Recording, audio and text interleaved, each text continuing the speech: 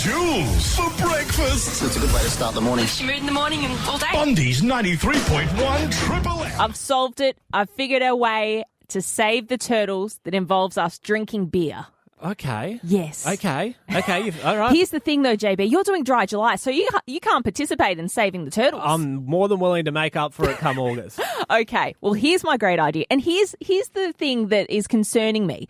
Ballistic Brewing Co. They've just bought out Bagara. Yeah, they bought out Bagara house. Brewing Co. They're a Brisbane-based beer company, Ballistic. A few B's in there. Yeah, Brisbane-based Ballistic beer, and they're looking to sort of expand all throughout Queensland. Well, that's right. They're taking on some awesome local businesses and sort of adapting their own beers into rotation. Yeah. They're also in Whit Sunday, and what they have done is they have decided to donate 10 cents from every can that they sell of their Reef Lager and Reef Pale Ale, so these cool new beers, to the turtles through Airlie Beach charity Eco Barge Clean Seas.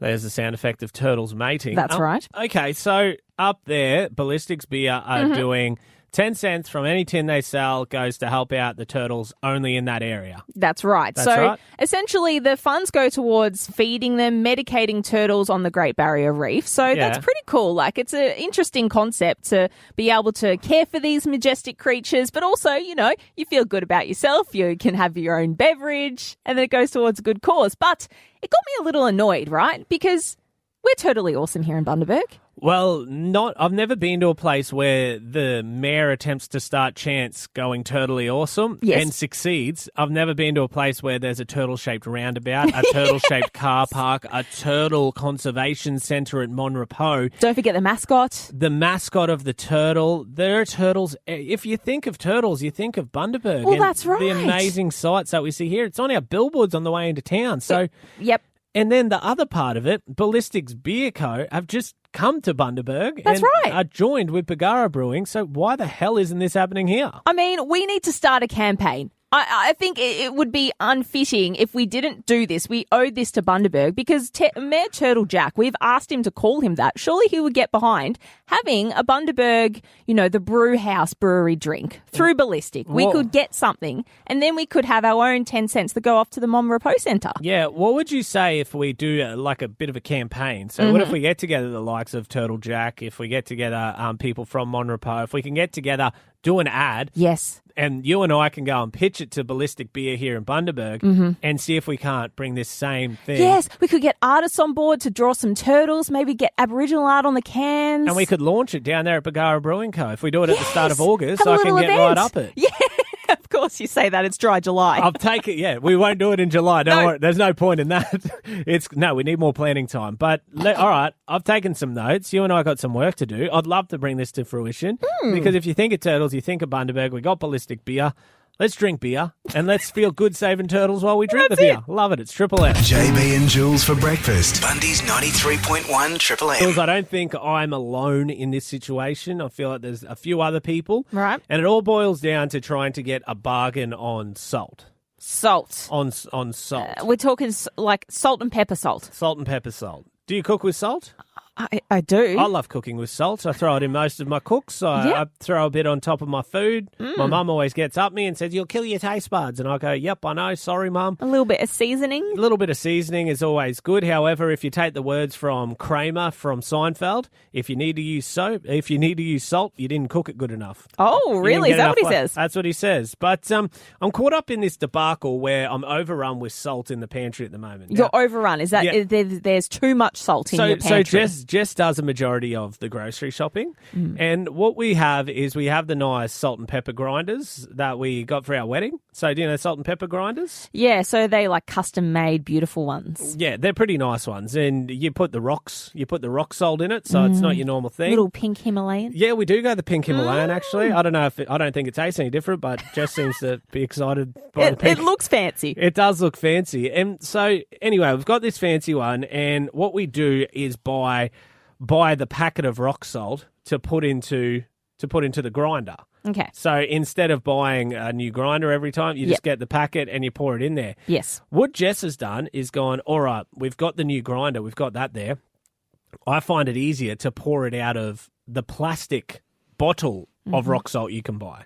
Have you seen them? Yes, yeah, I've got those ones. You got the I'm not plastic fancy bottle. enough for the nice grinders. So what we've got to do is get the rock salt in the plastic bottle and pour it into the salt grinder. Yes. On top of that, she's then learnt, hey, you know what's cheaper than getting the packet, than getting the hard plastic bottle?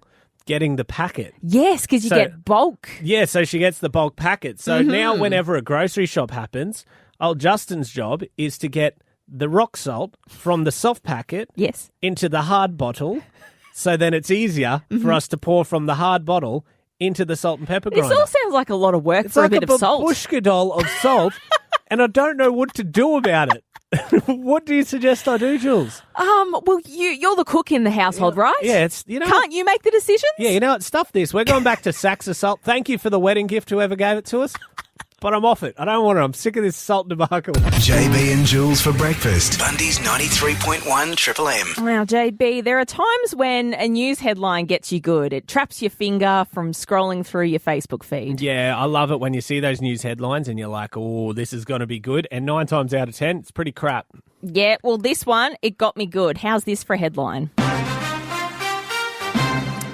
Firefighters rescue men from CBD hotel roof with booze and mannequin.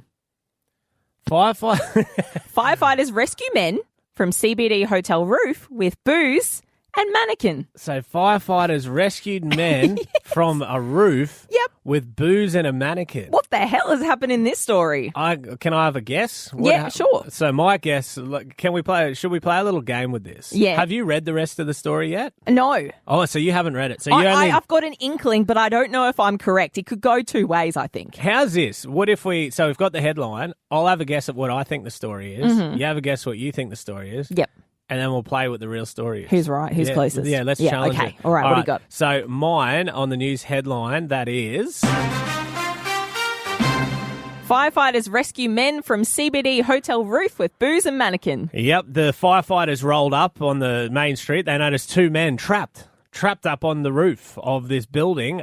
They looked down and fortunately there was a clothing shop and an alcohol shop, a bottle-o. And so they've got the bottle-o and got cartons to make steps, then use the mannequins to reach up and use the items to actually rescue these men from the roof. They were returned home to their families, and one of the men got to keep a mannequin.